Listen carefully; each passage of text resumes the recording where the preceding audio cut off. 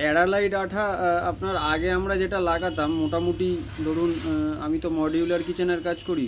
অ্যারালাইট আঠা দিয়ে যখন আমরা পেস্ট করতাম তখন না অ্যারালাইট আঠা প্রায় 10-12 ঘন্টা বা 7-8 ঘন্টা কিন্তু লেগে যায় জমতে। কিন্তু এই যে নতুন যেটা বেরিয়েছে অ্যারালাইট, আমি আগের দিন কাজ হলো আমার একটা অ্যারালাইট ক্লিয়ার 5 এপক্সি অ্যাডেসিভ, এটা কিন্তু দারুণ।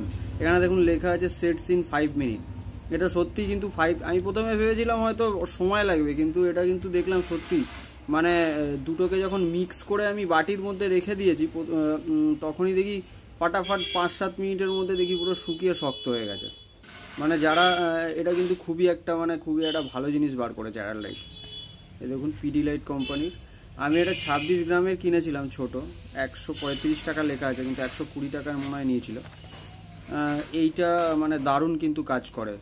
মানে ওই আগে কি হতো, ওই লাগিয়ে রাখতাম, ওই ঝরে ঝরে পড়তো, মানে অনেকক্ষণ সময় লাগতো।